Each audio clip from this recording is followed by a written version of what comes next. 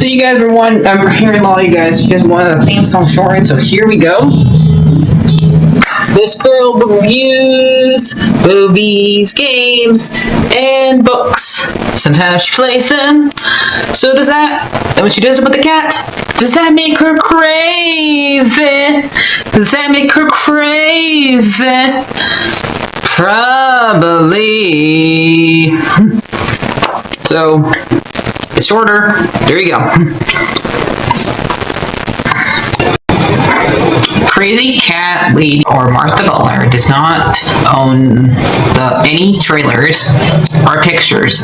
I use them under fair educational for and entertainment purpose. It's like it's all they did. Well, those years ago. See? Now I don't want to do any more of it. Alright, hi everyone, Martha here. So today I wanted to watch a movie that had Robin Williams in it, since sadly it's been now 10 years since he's passed away. So I've done a few Robin Williams movies in here on my channel. One that I have not covered yet, that I haven't watched in a while.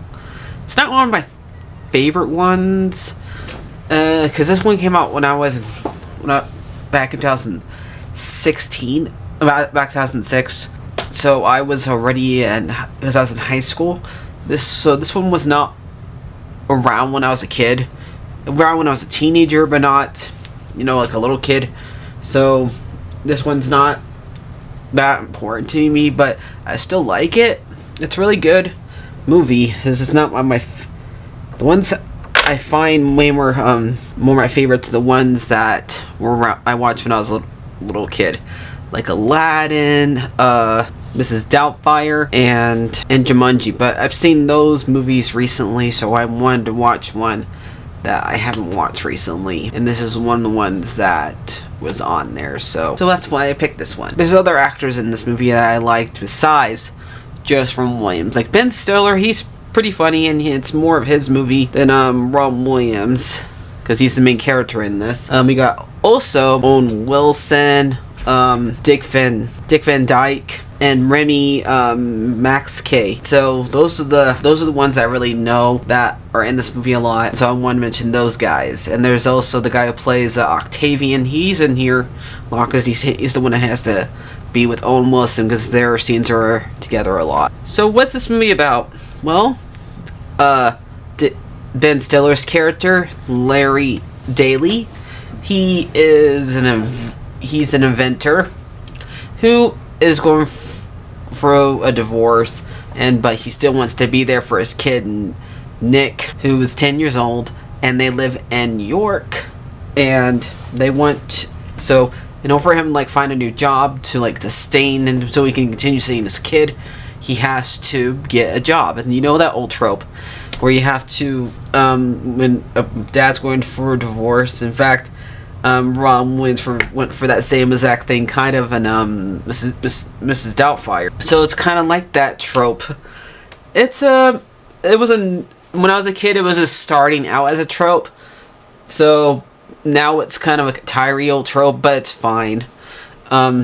So the one job that he was able to get was him being a night guard at the museum in New York. And I love museums. I would love to go there one day. Only thing is, a lot of people who I know don't want to take me to New York because how big it is. But I love museums though. So that's what I like about this movie, because the fact that a lot of history is in this movie. Not all of it is accurate because I don't know when I've been there, so I don't know if they have all the stuff's there. I don't know, because when they mention Sagittaria, they mention the fact in this movie that she has a baby, and yet there's no baby.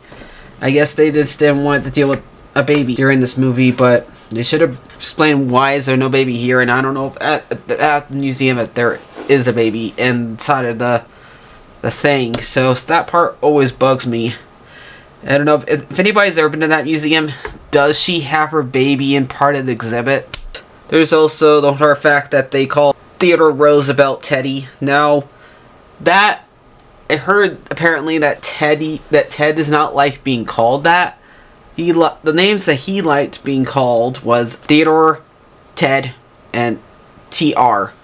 He didn't like being called Teddy. The only reason why a lot of people think Teddy because of the bear. That's one thing. But I've heard that he apparently didn't like being called that. We had the ones that the bad guys in this movie are the 3 night guards. The ones who are played by Dick Van Dyke, Bill Cosbed, and Mickey Rooney, who also sadly is no longer with us. What I know about Mickey Rooney is that he was friends with Judy, the one who played Dorothy from Wizard of Oz. And they were friends, and he was one of the oldest actors out there because he was one of the first child actors. He's been acting since he was real little. So, and he was right around the times where talkies were around. And Dick Van Dyke, I don't think he was acting when he was a kid.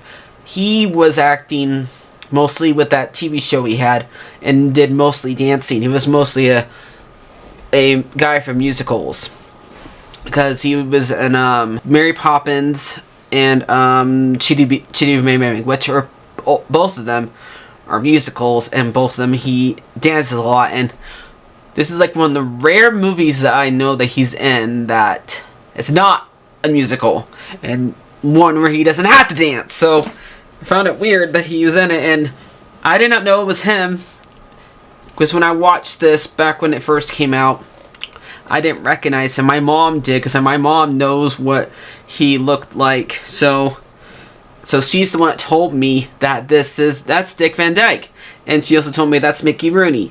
She did not tell me about Bill Cosbed, so I don't know much about him. So these 3 have to sadly be enforced to fired because the museum is tight on money because sadly a lot of people don't care about history nowadays, so it's making museums run out of business, which is sad.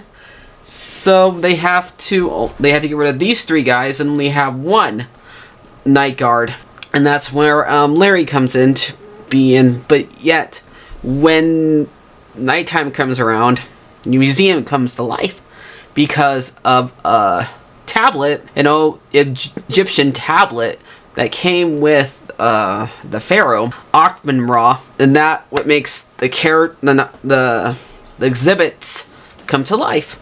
So, and that tablet came there in 1952. So ever since then, the museum has become to life. And if they're out and about out of the museum by daytime, they turn to dust. That's what Larry's job is, to keep everything from getting in and out. So all the exhibits are still kicking and ready to go back to being learned about by people who go to the museum, and that's his job, and also to make sure nobody steals anything.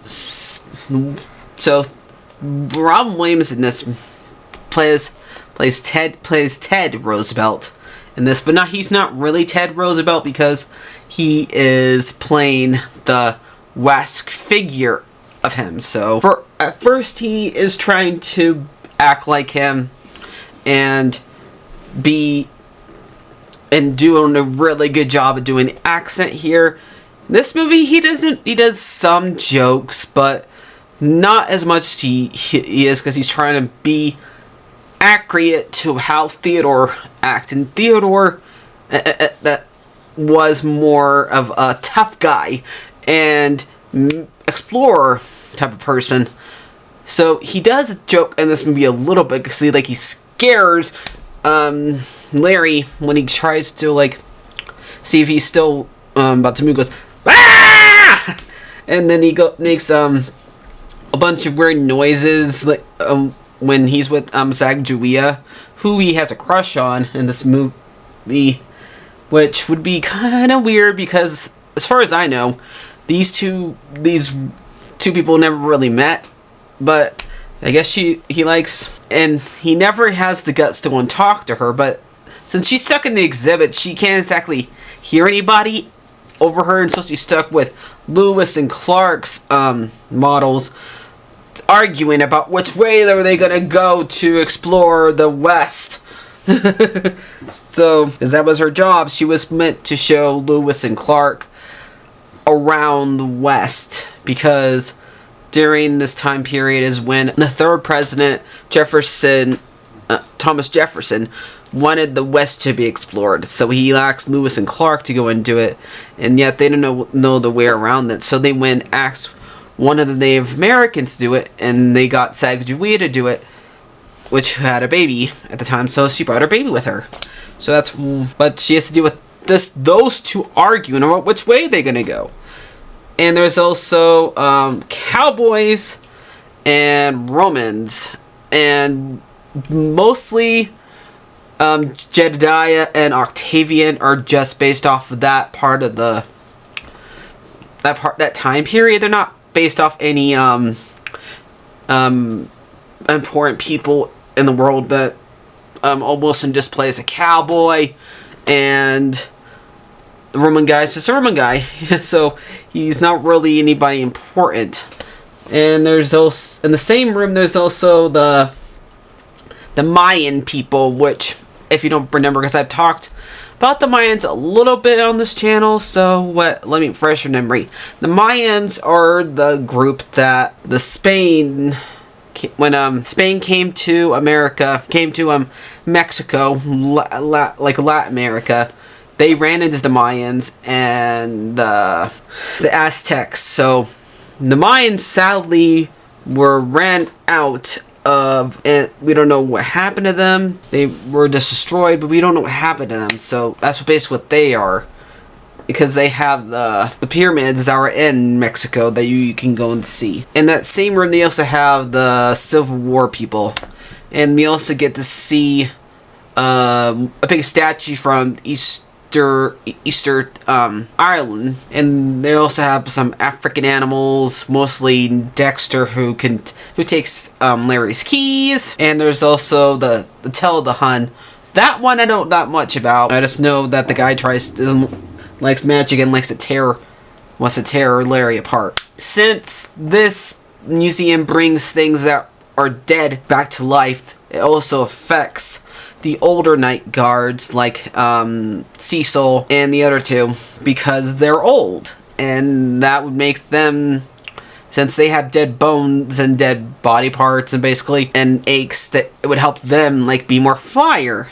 So they want to take the tablet so they can continue on being free, and because they're night people, they like the nightlife, apparently. So we mostly get to see the first 3 nights of Larry's thing and of this, and the first night is the most chaosy for him.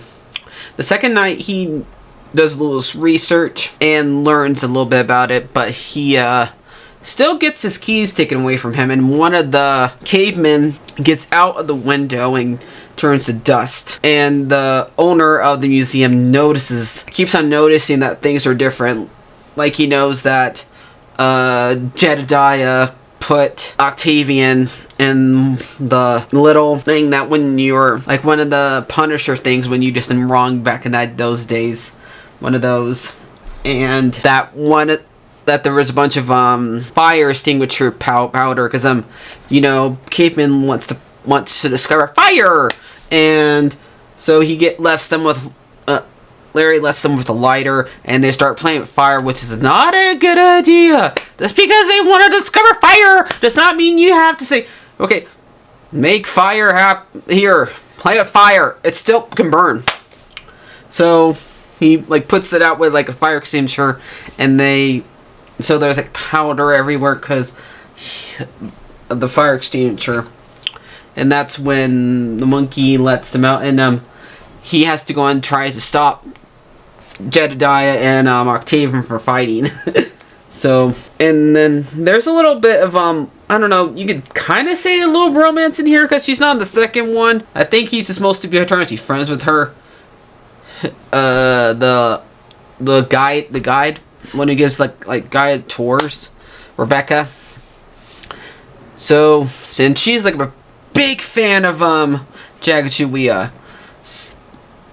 so he tries to get her to believing that things come to life, so she can meet the Sacagawea and try to get his son to be part of this. Because by the last night, when the elderly guards are trying to take the tablet away, his son Nick is there, and he learned about everything, that this is real and stuff like that, and he likes it. At first, he didn't believe him, because who would believe him about this kind of stuff?